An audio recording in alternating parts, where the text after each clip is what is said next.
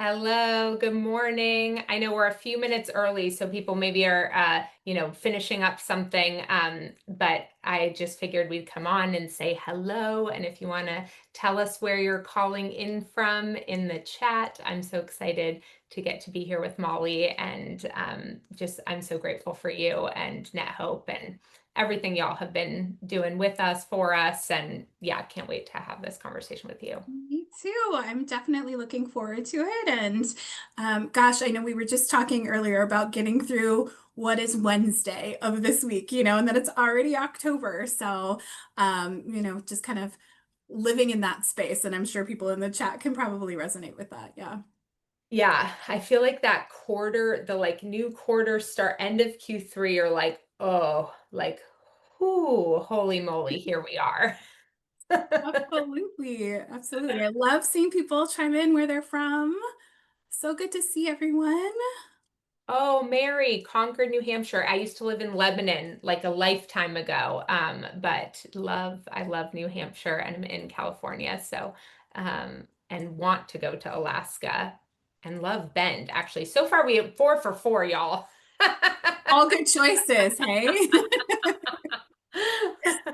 Oh, and all right, throw in Bozeman. That is also on my bucket list. So thank you guys for joining us. I think people will keep coming on, popping on. I'm just gonna sort of like get us started because started really means like just kind of setting up the conversation that we're gonna have here today. I was actually like laying there last night in bed, unable to sleep, being like, oh, should we have done this as like a big open meeting instead of a webinar structure? And then I was like, okay, Mallory, don't break it. Like everybody will freak out if you throw that in. But I do want to say that because we hope that you'll like chat in the chat throughout this, participate. We really do want this to feel like a conversation with all of us in certain ways. It's going to be a conversation between us that we don't have all these big slides and things like that. It's more of like a fireside chat conversation, but we do have a lot of very specific things we want to talk to you about, support you with, help walk you through. Um, Hmm. That was interesting. I joined in a different way. How interesting. I said community conversation, and they were like, definitely, we want 2 Mollies for that, which I get it. I get it. Definitely. So do you, Molly, as we're just sort of like kicking off, we'll get into all the meat of the content in a minute, but do you want to just share, this is the topic of the webinar today is, year-end pressure is real and proven ways to ease stress and raise more. And then we just want to, I want Molly to get to introduce herself, tell her a little bit about you, tell everybody a little bit about you, Molly, and NetHope, and then we can talk about all the other pieces. Absolutely. Well, I'm thrilled to be here. So much so that apparently two of me showed up just a minute ago.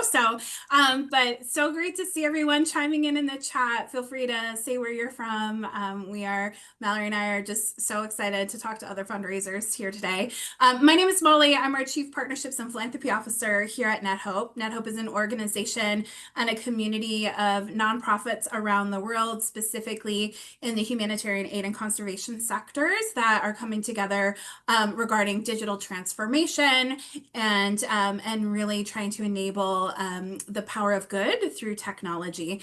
We're really grateful to have over 50 technology partners and really kind of focus in all the world of digital. And in my role, I oversee all of our philanthropy and corporate partnerships and marketing and communications and come to y'all with over 20 years of experience, really running the gamut of fundraising experience. I cut my teeth in peer-to-peer fundraising with patient advocacy organizations and walks. I've done galas, institutional fundraising, you name it, from really teeny tiny nonprofits where it was just me and all the way up to global organizations. So really, really thrilled to be here. And I am a longtime Mallory fan, as many of you are as well. So really thrilled to be in the conversation today.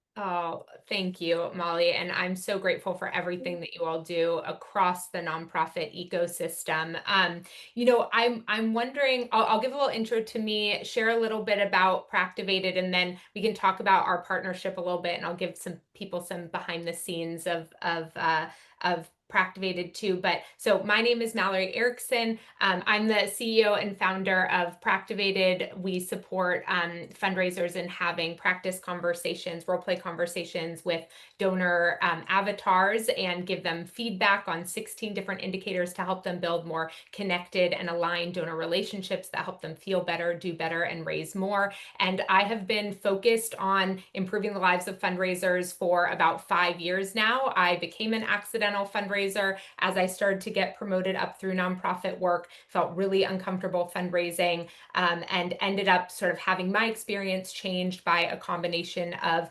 becoming executive coach certified, trained in habit and behavior design and design thinking.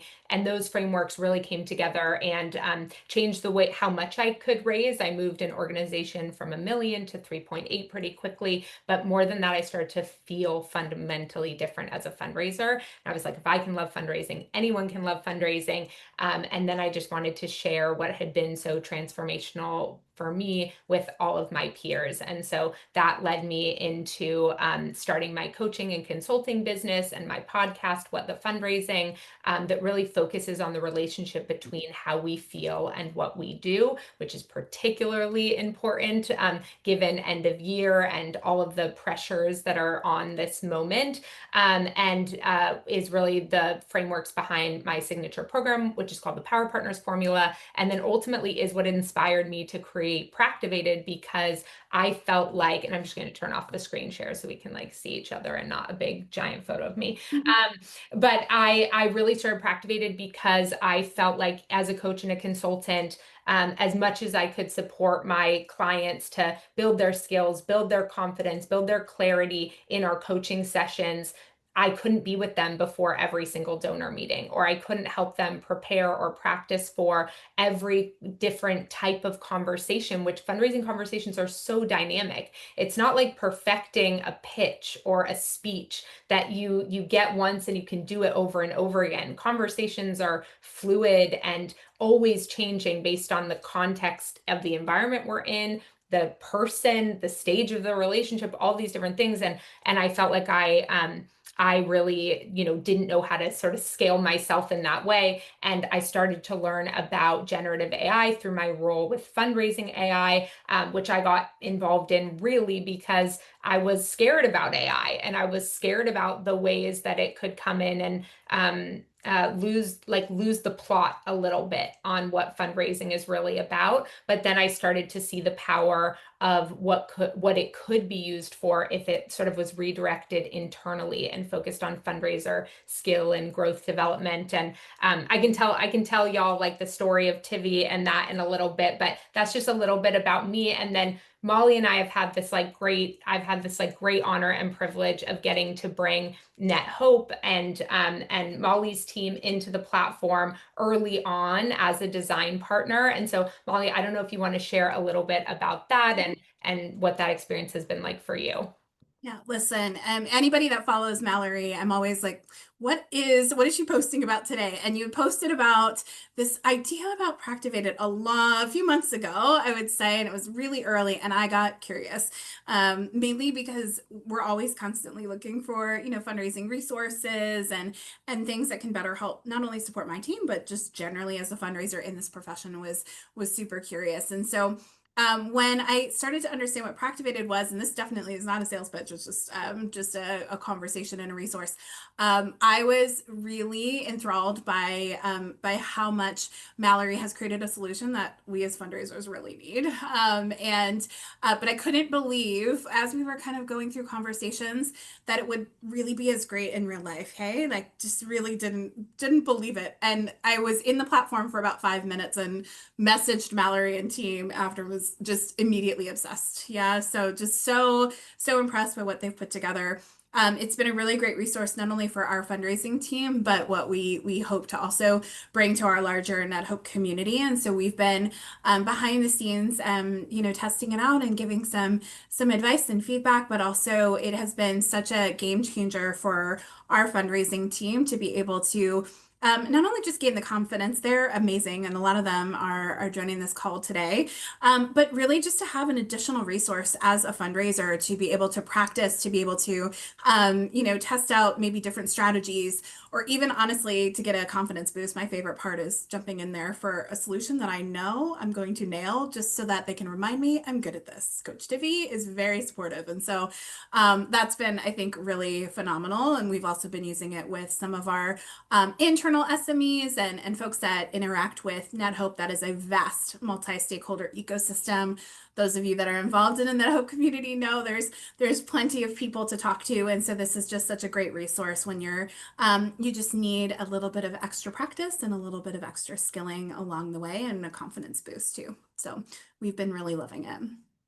I love that. And I also like, I really love the skepticism, because I feel like we should be skeptical around tech in this profession. Like we've all been sold like, a bunch of silver bullets over the years. So I think like a healthy amount of skepticism is very good. I also one time went in and asked Tiffy just to tell me something nice about myself. I was like, tell me something I'm good at. I was like having a really bad day, and I was like, just tell me something positive. So she is very positive. We are, and I'll throughout this conversation, so I want to get into like talking about kind of the moment that we're in and strategies for addressing the reality of fundraising in this moment. And I'll tell you the story of Tivy a little bit later on, but then we're going to give everybody on this call an opportunity to have a practice donor conversation during this call. Not live, you're not being brought on stage, you don't need to tell us, you don't need to tell anybody what you're doing, we're not going to watch you, but what we're going to do is we're going to talk through some of the like strategies for navigating overwhelm in this moment, different things that we've used personally, that we've used with our teams. And then we're going to talk about and maybe unearth for you some of the areas where you might be feeling stuck and are adding like pressure and fear to this moment. And we're going to work with you, with everybody on this call, to be able to move through one of those discomforts. So we're going to give you access to Practivated so that you can go in, have that conversation, and then we're going to come all back together. And we're going to talk about kind of what we learned about ourselves, how it helps us move us forward. So we really want this time, like our goal, Molly and my goal by the end of this time, is that you feel better, like immediately, that you have something sort of like moving and momentum in around an area that has maybe been creating some resistance and fear for you. And Molly, I don't know if you have anything else that you want to add to that. No, when we were thinking about this conversation, I wanted to make sure that we were giving fundraisers just something to feel better and something actionable that you could do during this conversation, that you weren't just listening, but you could participate and engage and just come off the call with maybe one thing checked off your list. So that's what we're hoping to do today, and I'm excited to give everybody that opportunity. Yeah, amazing. And just to say again, for folks who are just joining, like I was sharing earlier that I was regretting not just having this be a meeting where we could like see everybody on this call, but please like participate in the chat. We really want this to feel as much like a conversation as possible, for you guys to chat back and forth and share too. We'll be answering the questions here, but I want it to feel sort of as much of a community conversation as possible. So let's kind of just like dive in to kind of acknowledging the reality of fundraising. And something I also love that we talked about, Molly, before this, is like just being able to say that like fundraising is hard. Like I feel like there's so much marketing and tech solutions out there and templates that are like, we're going to make fundraising easier. And it just kind of like oversimplifies how complex and challenging this work is. And so I'm curious, like for you, what do you find as like the hardest and most maybe misunderstood part of being a fundraiser right now? Yeah, absolutely. I think there's a lot of solutions, whether it's worksheets or templates or the thing on social media that's like, you know what, it's going to be, not only is it going to be easier, but this is the magic solution. Like this is the thing that's going to propel your fundraising forward. And then if you utilize it and you don't, then you have a feeling about it, you know? So I completely agree. I think one of the things that we don't say enough is that this profession is hard. Fundraisers are wearing so many different hats. I know Mallory has the story of Coach Tivy, which is an octopus, and but we do wear every single hat. We are tackling so many different things with every single leg of an octopus. Is that correct? I'm not sure. It Um, is. it is. Oh, It's not tentacle, it's leg. wow. I know. I Learn know. something new every day from Mallory. So there we go. Fun fact for the day. But we do so many different things and are coordinating. And oftentimes our fundraisers are also the front door to an organization. I won't call you out in the chat, but like who has been the fundraiser that is also tabling at a community event or suddenly hosting a live webinar and also hosting gala committee meetings and then trying to figure out invitation paper and then trying to have donor communications and donor conversations that are meaningful.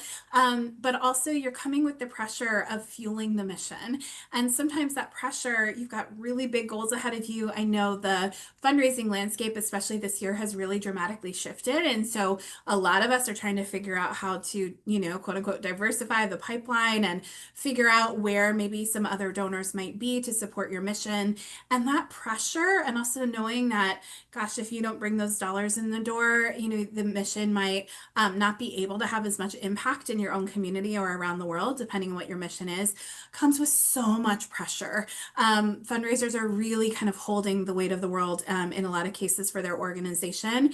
And they're also being tasked to do all of these different things. And so I think maybe that's definitely one of the hardest pieces, but also finding time to lean into those donor conversations when you've got all of these other things in the mix, that it's not just about the one ask that you're making, which is probably the most misunderstood myth about fundraising, that there's so much more of leaning into authentic and genuine donor conversations.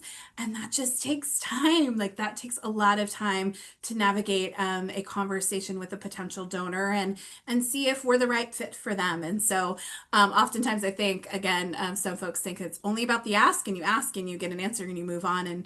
And the real reality is that fundraisers are holding so much. And certainly I know several of you are messaging me about what that feels like in the chat. And I'm seeing certainly Lauren also. Yeah, absolutely. Lots of pressure. Yeah. Yeah.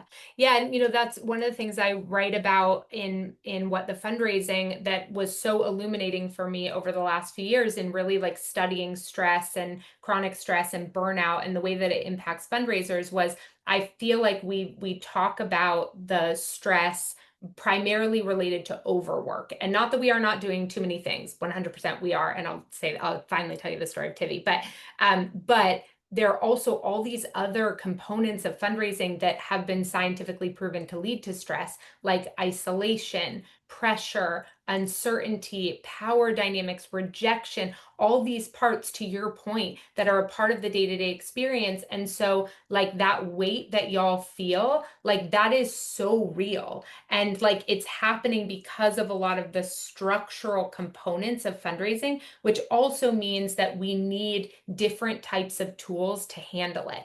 Because, okay, so the reason why we have an octopus, why Tivi is our coach inside the platform, was because, and probably Giancarlo, he's here in the chat, he'll tell you a million other reasons, but for me, it was like when I think about octopus, I'm like, they're so smart, they are so loving, they are so protective, they are able to do so many things at once, but also like take care of so many things at the same time. And I just saw so much about what I like appreciate and love and also worry about with fundraisers, like reflected sort of in the octopus. They're also incredibly cute and like all the things, but it felt like the right kind of I don't know, the right, what do they call spirit animal for fundraising? I love that. When you were telling me that story, I felt so much emotion, like oddly about the emoji or the icon, and the intentionality behind that, because oftentimes, yeah, we talk about the pressure or we talk about the basics, but not a lot of times are we saying that fundraisers are so capable and so intelligent and bring so much expertise and also somehow superhuman, being able to handle all of these different things. So it just felt like, oh gosh, Mallory, you always get it, you always nail it. So that's wonderful. Well, it's so much of that comes from like my own falling flat on my face experiences, and I don't know if see, there go Giancarlo go off. Not the only person Oh, who I had no idea. So oh. many things. I love But it.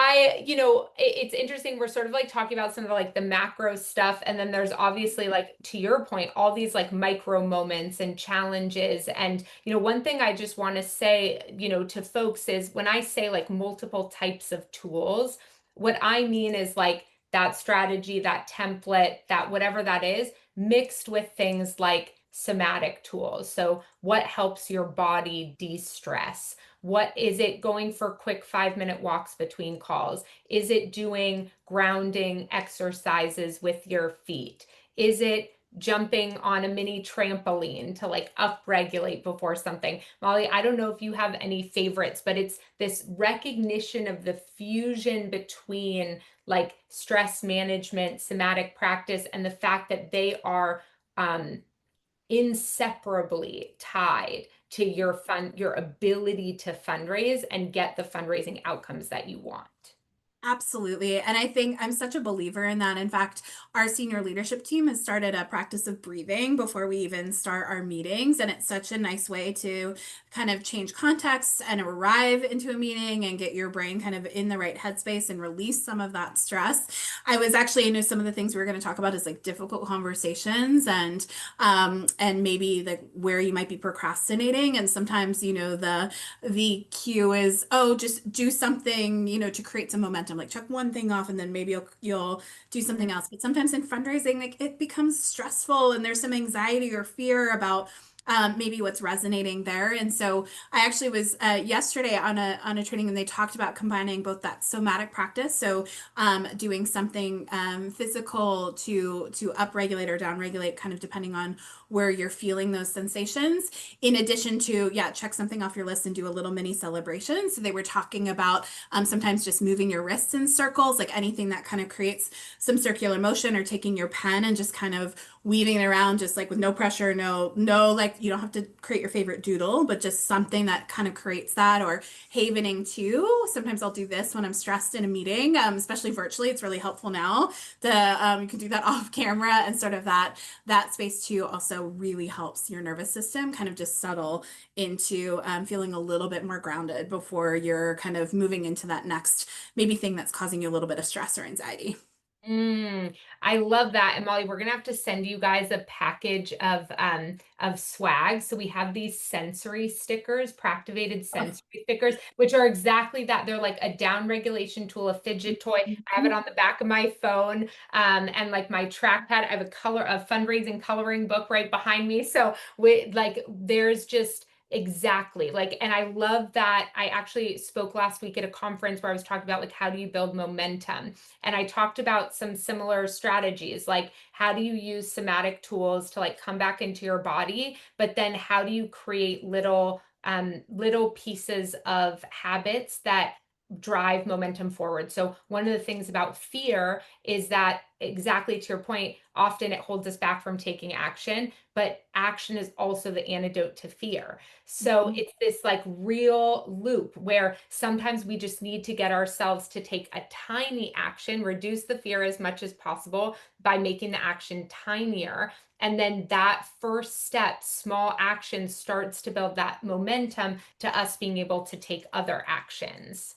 Yeah, I love that so much. And I think sometimes in fundraising, we tend to be overachievers. I love the idea of the icebreaker, at the beginning of a meeting. And sometimes we also do that with donors too. Like, how many times are you in a conversation with a donor and you don't want to get right down to business? And especially if you're a global fundraiser, lots of times actually you're doing that culturally, just to participate in conversation and in community before you even start talking about those topics. But even sometimes fundraisers are overachievers. Yeah, they don't want to acknowledge, oh, I'm feeling anxious about this thing, or I don't even want to acknowledge that maybe there is fear, or that I'm holding back. I'm just trying to focus solely on my list and I've got a lot to do. But sometimes kind of just even acknowledging, gosh, I'm feeling overwhelmed, and giving yourself that beat, and then taking on a tiny habit, as you're mentioning, Mallory, in terms of trying to maybe create a little bit of momentum, a little bit of action, a little bit of celebration, is totally the right thing to kind of get yourself a little bit more in gear. And sometimes, gosh, as fundraisers, you have to do that multiple times a day, and that's okay too. If you're like, I'm going to jump on that mini trampoline, 10 times today in between just to kind of get myself feeling balanced and okay is also great. I also would say there's also the reaching out in community. So being on calls like this where we're acknowledging that fundraising does come with a lot of stress and anxiety sometimes is also really important. That human connection can Mhm. sometimes help us not feel as isolated as fundraisers too. 100%. And that actually ties really interesting into what Judy just asked in the chat. She said, what are some good icebreakers that can progress the relationship? And actually, my response to that was going to be related to connection, which goes towards like community that you're finding as a fundraiser, like what is going to make you feel more connected and more open and be able to take more action. But then also to Judy's point, there's this great I interviewed on What the Fundraising this woman, Dr. Carol Robin, who talks about like how you build exceptional relationships. And she talks about these 6 pillars of connection, letting yourself be more fully known and creating space for the other person to be more fully known, being vulnerable, knowing, handling conflict productively, feeling like things won't be weaponized against you, and then both people being committed to each other's growth. And even just like that first one, I mean, I hope even in what people are feeling right now with us on the webinar is that we want to connect with you, we want you to feel connected to us. And so that's part of both of us letting ourselves be more fully known, wanting you to be allowed to be more fully known by sharing in the chat your experience, what's going on, and being vulnerable. I mean, I think when I first started sharing some of my stories about fundraising or that I hated, I remember the first time I said I used to hate fundraising, and everyone was like, oh, like she said it. Like she said it out loud. Are we allowed to say that? And like it took a long time of me sharing super vulnerable stories, and people would like come to the side and be like, me too, or like I felt that way too, and I just think like there's so much, like we need spaces to be able to say, this is hard, this is scary, gosh, that feels vulnerable. What if that person doesn't like me? I want that person to like me. Like, what did I do wrong that's making them not respond? Like, why can't I stop thinking it's my fault? Like, just all the stuff. Like, that to me is like the heavy stuff of fundraising. Mm. Yeah, I think so. And it's not talked about enough. I think stress relief isn't talked about enough, but also just we're all feeling that way. Like I think sometimes just normalizing that feeling of, oh gosh, somebody feels that too. Okay, I'm doing the right thing, because sometimes it feels like you shouldn't feel that way in fundraising or even in the nonprofit space, actually. We were all trying to change the world one step at a time, and you just kind of feel like we're all in, but also acknowledging that this is heavy and hard. One of the things, Judy, too, as Mallory was talking, is I will tell you my secret icebreaker sometimes is to bring my mother to events. And now my mom is a talker to all kinds and friends with every single person. But she also she's so much of me, and not that everybody can do that, and not that it's always a recommendation, but I'll offer this as a funny moment of levity. She made brownies for our staff at our global summit last year and gave brownies out and then had extra and started giving them to some of our sponsors, some of which I know are on the call. And now they start to ask about my mom at the beginning of calls. It's become an icebreaker in itself. And is your mom making more brownies? Which is actually just like the best because it just feels like we're holding space and community.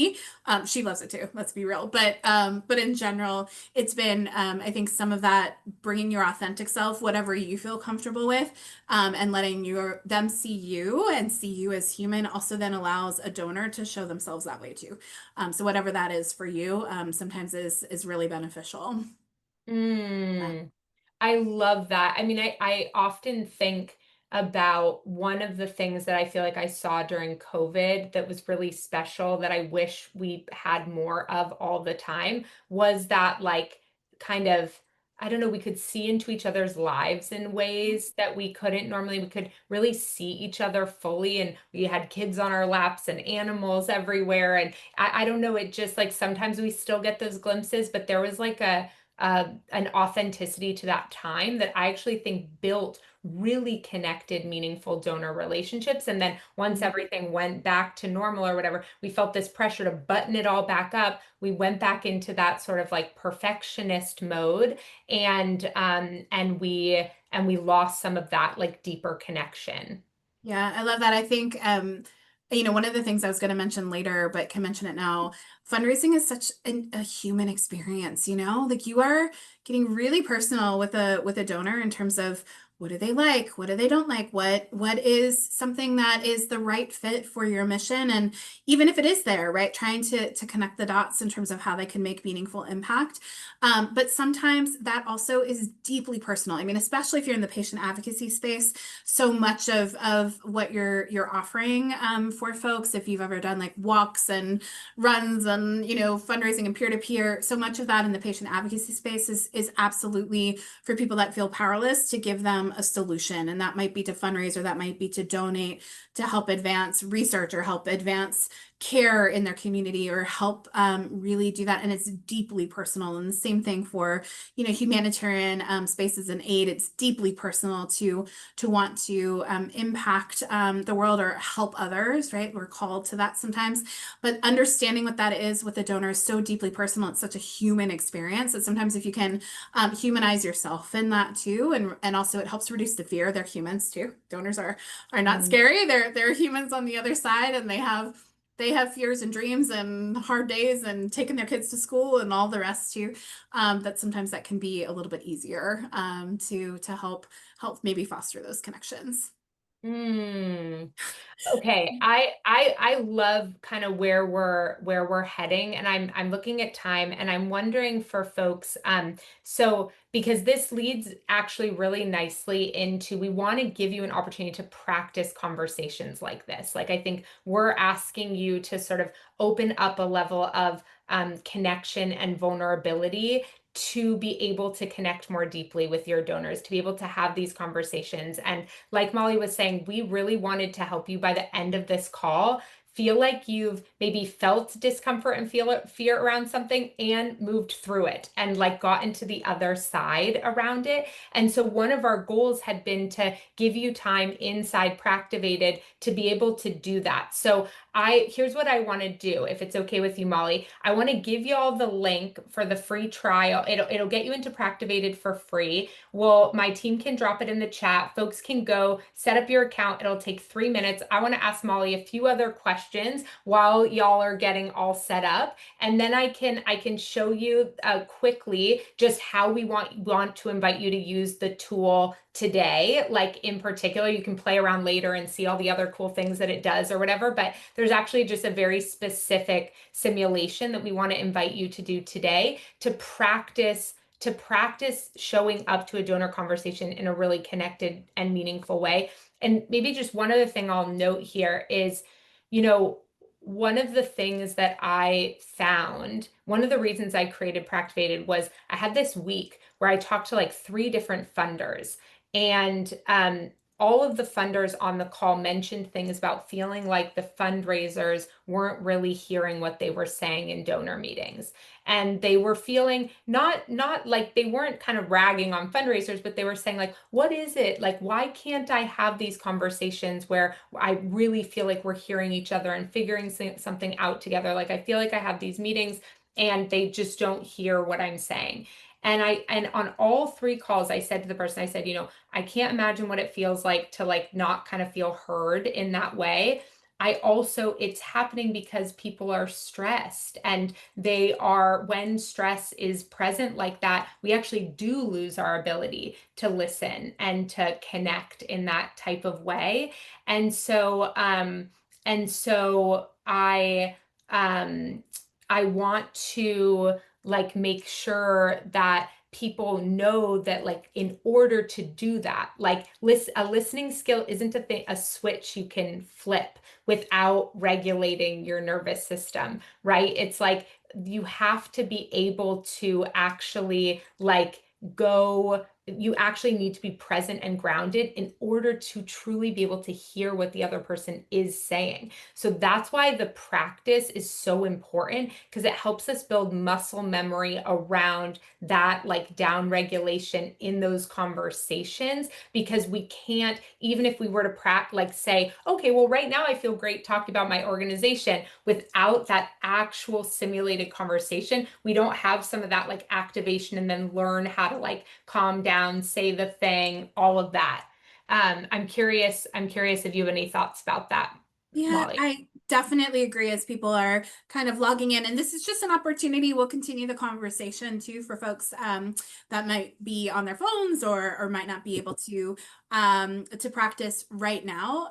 But the goal is to practice, a conversation that maybe is keeping you up at night a little bit. And so, but I completely agree. I think how many of you have been in conversation or at a training where they're like, turn to your partner and practice this conversation or practice an elevator pitch. And then when you get back to work, you're like, I don't remember anything we practiced and it doesn't feel real and I can't apply it.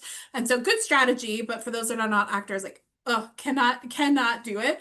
But in Practivated, you're able to do that kind of also in like a safe space. Yeah. Like you're doing it in your own environment. But also absolutely, you kind of get a sense and you get a lot more confidence throughout, I think, practicing. So that totally resonates, Mallory. Yeah. Yeah. And I think one of the things that we've really learned and was sort of my hypothesis when I was building this is like, I think we also hold ourselves back as fundraisers, even to just set up a meeting, because we're afraid what might happen in that meeting. So I was going to sort of invite everybody to think about their to-do list and maybe identify like a few tasks that have been on that to-do list for a long time, that when you're really honest about it, are only like 2 to 5 minute tasks. And I'm not trying to like call anybody out here. This is true for me too. But if I look at that on my list, like all of those things that I'm sort of saying I don't have time for, but they don't actually take a lot of time, but they've been there for a long time. Those are the things that like create the most fear and discomfort in me. And what I've seen with fundraisers over the last 5 years is a lot of those things are like, email that donor, follow up about blank, and the avoidance of that task is actually related to the fear of that conversation down the line. And so one of my big hopes and what we're seeing in terms of the results in helping people practice these conversations is it actually inspires all these other touch points in action with that donor, because they're not so worried about like what's going to happen in that moment. Mm-hmm. I completely agree. I think also sometimes that like unpredictability nature can really make you feel uncomfortable because you really don't know what a donor is going to say. And so that's so interesting that you're also seeing that in the results too, of just even that it's simple. Yeah, it's just the practice, but it's been such a great resource. So Yeah. Yeah. Okay. So how about this? Because I know we're hearing some people are on phones. Not everybody's going to be able to practice live. We want to make sure that, this was honestly my first time trying this in the middle of a webinar. I was just like, how can we make this as actionable as possible? Because to your point, Molly, I feel like as a trainer and a speaker, like we talk about concepts and then they can be so far away from when people get to put those concepts into practice. And so if you're feeling really inspired around being more vulnerable and having a more vulnerable conversation right now, I want to encourage you to be able to do that. And so I'm just going to give you like a 3 minute where you should go once you're inside. So can you all see my screen? So, we were talking about the free trial will last you for 2 weeks, Kelly. Just yeah, okay. But once you go in, Molly was talking about Tivi. We have coaching with Tivi. You can go in at any point and have coaching conversations with Tivi, get Tivi's feedback, next steps, action items, all of those things. But then what we're talking about right now is really helping you practice and prepare for donor conversations. And there's two main ways to do that. if you had a particular donor, but I don't want you to do this now because there isn't time on this webinar, but you can create your own custom avatars based on particular donors and upcoming meetings that you have. But we also have this amazing scenario library. And this allows you to just, this is what I want to encourage for folks who want to do a little practice right now. Molly and I will keep chatting for folks who are on phone and can't do it right now. But if you want to dive in, you can actually do it at the same time. We have people do that all the time. And you can go in, you can select a scenario. My recommendations for you to select a scenario would be to click the wild card scenario. This is really fun. It's a donor who asks random questions about one thing and then random questions about another thing. You never know what that donor is going to say. And then the other is, or if you just want something like super positive, you're like, Mallory, I want to feel pumped up. I want to feel so excited about fundraising. I want to have the best fundraising conversation of my life. You should go into the energizing donor conversation. That donor is going to ask you all the good questions, get you to talk about your organization, be really engaged. So those are the ones I would practice today, because what we're inviting you to do is to practice being a little bit more vulnerable. Just Carol Robin also talked about, I think it was an 8% rule. She was like, be 8% more vulnerable, right? It's not like, oh my God, I have to be a completely different, I'm going to tell them every single thing about my life, right? But what does it look like to be 8% more vulnerable, 8% more open to connection? So those are the two I would recommend for that. And then after you finish that conversation, so go in, have a little 5-minute conversation. After the conversation, you're going to get a feedback page that looks like this. And you'll see how the donor's sentiment changed throughout that conversation. You'll see how you did across 16 different indicators.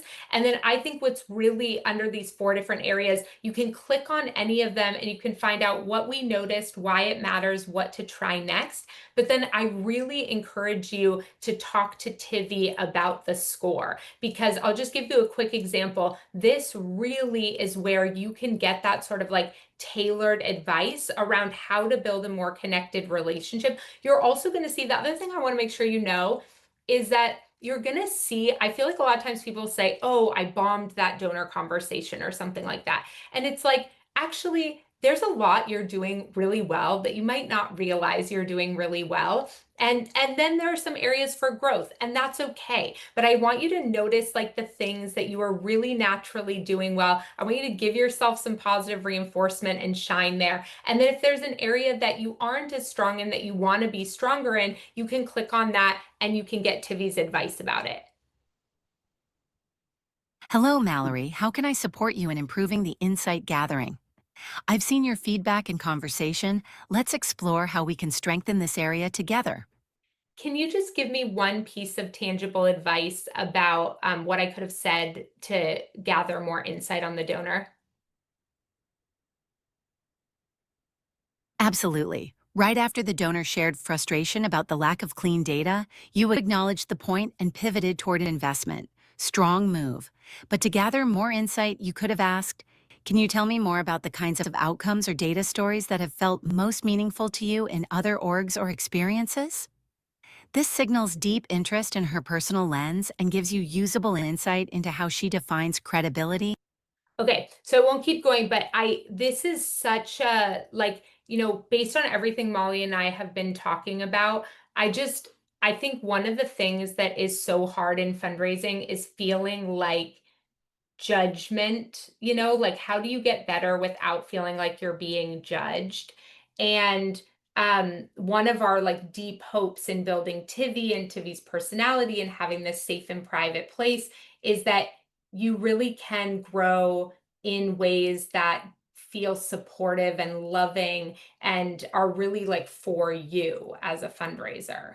Yeah, I think, and maybe just to say, so Mallory and I can keep talking, but you're very welcome to go on mute and practice for 5 minutes to tackle that one thing, that one conversation, and then come back. We'll do some learning lessons and some debrief too with everyone. So feel free to do that. But for those that are on their phones or devices, or you can't do that quite yet, we can keep talking. But I definitely agree. You know, one of I know this person is on the chat right now, and so they'll probably laugh at this example. But when we first started Proctivated, this person was like, "Ooh, Coach Tivy, I don't know. I'm intimidated to even get started."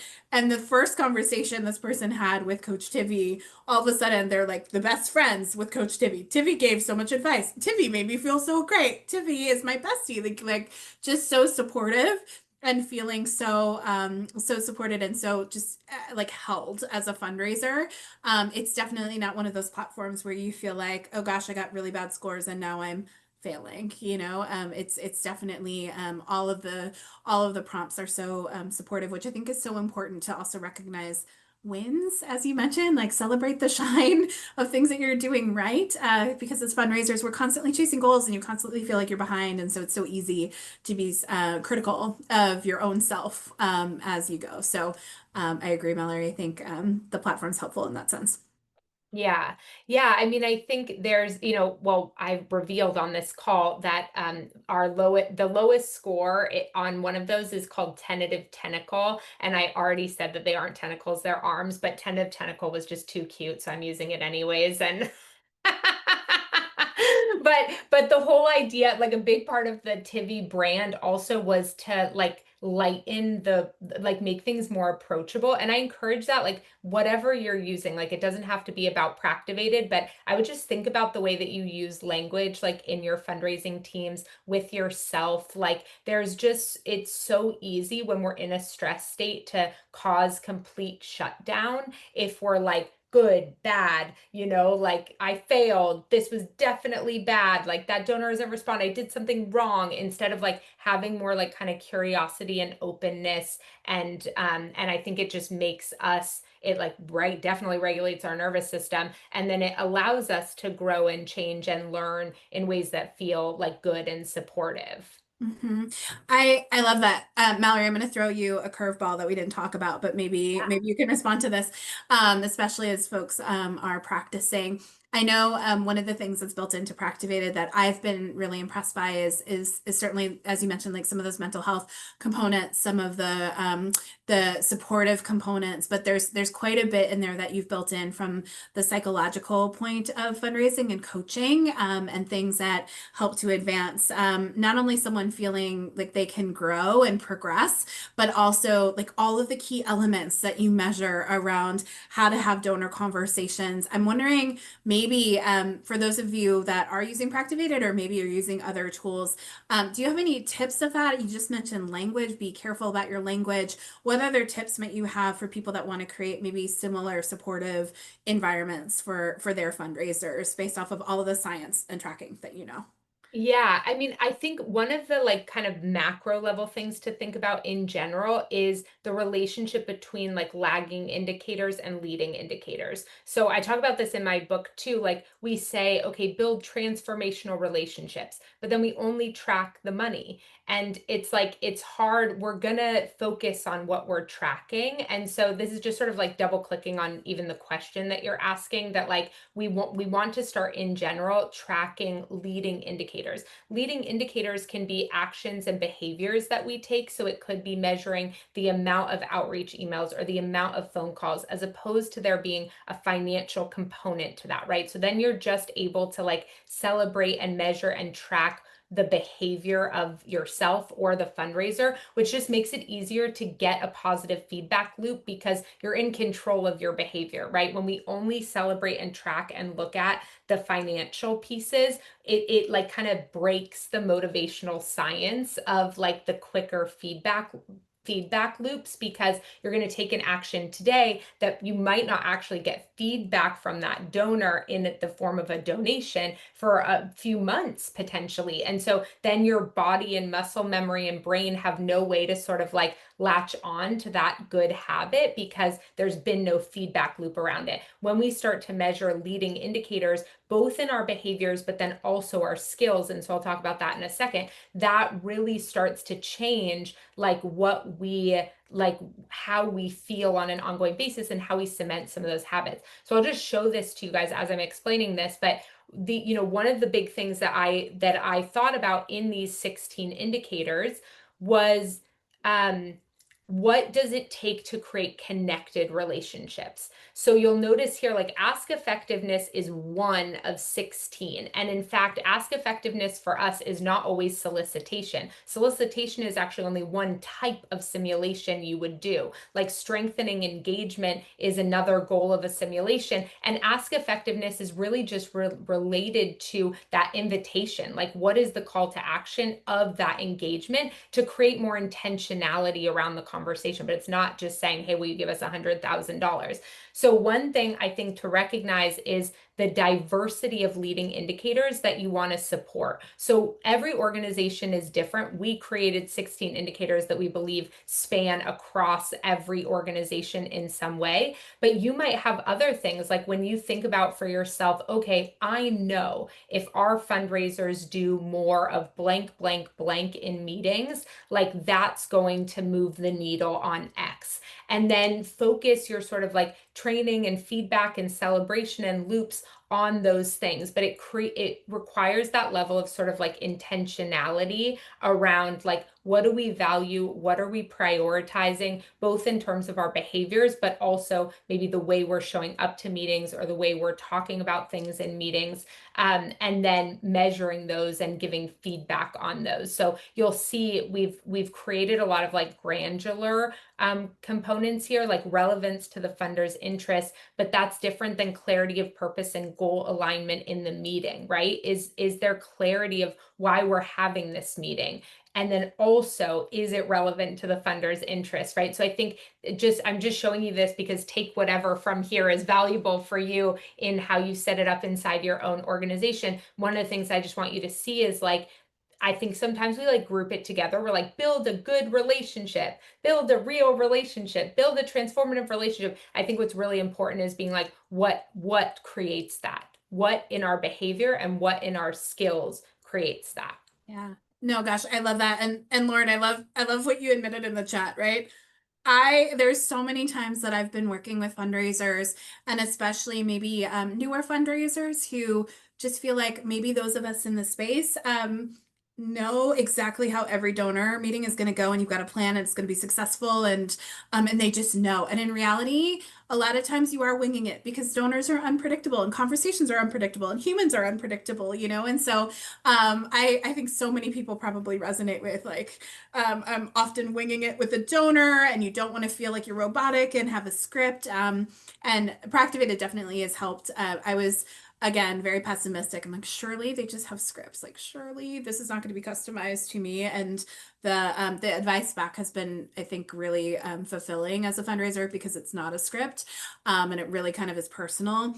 But I think generally speaking, that's also something good to take back to your fundraising teams or maybe your board of directors, or maybe just if you're a staff of one, just recognizing that sometimes we all do feel like we're winging it with a donor and also trying to figure out and navigate where that donor might go, right? Like where is that unpredictable pieces of the puzzle? So Yeah. we actually used it, maybe just one more comment, with some of our staff who they're not part of the fundraising team, but they might join us in a conversation, and they do, you know, sometimes staff ultimately do want to know exactly how a conversation might go, and we just can't. And so it's really nice for them to have Proactivated too, to jump into an unpredictable environment so that they can kind of feel what that, like, see what questions they might get asked. You know, the wild card one is a good one for that, for sure. Yeah, I love that. And one thing I'll say also, Lauren, to your point is there's so many ways to be a good fundraiser, and I think one of the things that I feel like when we're given a script or when we're told like follow this one major gift coach or whatever, is that we try to contort ourselves into being their type of good fundraiser. And one of the reasons why we built Proactivated this way was to like bring out the best in everyone, right? It's not just about, oh, there's one way to have this conversation. There's so many ways to build connected relationships. And so I think however you do it, recognizing that actually the best way to be a great fundraiser is to be in your body, is to be connected, is to be you. And so whatever circumstances and tools and strategies allow you to like be the most you, that's the goal, right? Like this is just one way that I've tried to create that support for fundraisers, but I just, yeah, like you can do it your way, you know? And so I really hope that people like get that and like get to know that about themselves too. And the other thing I'll say is that, you know, I think I can't totally figure out why this is how it is in the world, but I feel like there's certain environments or certain professions that we think about practice and we're like, of course they practice. Like, of course LeBron James practices, even though he doesn't know exactly what the other team is going to do in the game. We believe that his basketball practice supports his ability and agility in those games. But then there are other things where we either don't think we should have to practice, or we think that practice means perfect and it means a script and it means saying something exactly the same way. And I don't mean that type of practice. I mean the LeBron James type of practice, right? The like scenarios and skill building and confidence and all the things that then allow whenever you get into the actual dynamic conversation, you just have a bigger tool belt and experience and muscle memory. And so I don't want that to be misleading in any way, that the goal is to be able to be, say, one perfect script perfectly. Yeah, no, I love that too. And I think maybe just Lauren, to your point, gosh, how we all feel, I think, as fundraisers. I don't want to sound desperate, but also we really need the funds. Like we really do. And so how do you balance that conversation? And I just want to acknowledge it's a really common thing to feel as a fundraiser. And you're definitely amongst a community of friends here that have felt the same way. And I would just, if that's something that's coming up for you, and that's something that you're thinking, one is that you're working to, you know, fuel your mission, right? And you're giving a donor an opportunity to join in your community and to make that possible. And that is such an empowering way to think about that. And then you could take a look at your communications. How are you communicating with the donor? Not only just maybe verbally in relationship conversation, but also in written conversation, so that it doesn't sound desperate. It doesn't. Maybe it is urgent. Urgent is definitely a necessity. Sometimes we do have urgent needs and emergency calls to our donors, but also you can provide purpose. You're not asking them to buy you a new car. You're asking them to help fuel a mission, and sometimes kind of reframing that and then saying the donor can make a decision. They're going to choose whatever they decide. You're just kind of giving them the tools, and if they give you a different response, and that's evidence and more information for you to then move on to someone else or come back at another point. So sometimes also that reframe mentally can help maybe take some of that anxiety away, but also acknowledging super, super normal to feel that way. Yeah. Yeah. Yes. I know we had some folks practicing during the conversation. If you want to share any like insights in the chat or an aha moment you got from Tivi's feedback, like we'd love to hear it, obviously. I'm curious, Molly, like if you could give one piece of advice to fundraisers facing year-end conversations with everything that's going on, what would it be? You know, I think what I want to maybe reinforce that Mallory just said is that you are incredibly capable. You have to remember that you're incredibly capable and that you are powerful in your own right, in terms of you have an opportunity to allow someone to help fuel your mission and to make a bigger impact themselves. And there are so few people in the world that get that opportunity to be right on the edge of helping not only make a bigger difference, but also connect someone into the world of nonprofits and to help them make a bigger difference in the world too. There's so much opportunity there, and it's such a unique space. But I would also say that if you haven't put together a plan, sometimes putting together the plan is the anxiety. So putting together a plan, making a list, writing down everything that's in your brain so that it lives on paper and not in your brain, and kind of helps. And then also just, again, go in confident to these conversations. Lean into community sometimes, that also is helpful, but also acknowledge that this is a really big time of year for a lot of organizations. This is when they're bringing in the most amount of revenue. So acknowledge, yeah, this feels stressful, and here's how I can take maybe one positive step to for momentum, as Mallory just mentioned, and here's how I can do this safely and in a well-supported way in my own organization. So maybe just a few pieces of advice within some of that. Yeah, I love all of that. And I'd love, for folks who are on and willing to participate in the chat, like kind of one takeaway or one goal that you have, like coming out of some of the topics that we talked about today for the year, that you just want to sort of like write down and seal, and it doesn't have to be a revenue goal, and I would prefer it not to be, right? But like to remember to take care of myself through all of these different, conversations, or to start to notice when fear might be holding me back from taking that next step with a donor, anything that sort of involves a level of awareness or sort of like goal setting around your experience as a fundraiser during these next few months, I think is so important. And I said it briefly in response to the question earlier, but you have this Practivated trial for 2 weeks, totally unlimited. So like get the jitters out with it, like all those donor conversations that you're feeling nervous about, those matching gift combos you need to have about Giving Tuesday or end of year. Like we just really want you to go to town and like be able to have a space that's going to set you up really well for the end of the year. You can go, you can talk to Tivi about anything, even if it is like, where do I start? Or help me see what things are not moving on my task list that might be holding me back. Like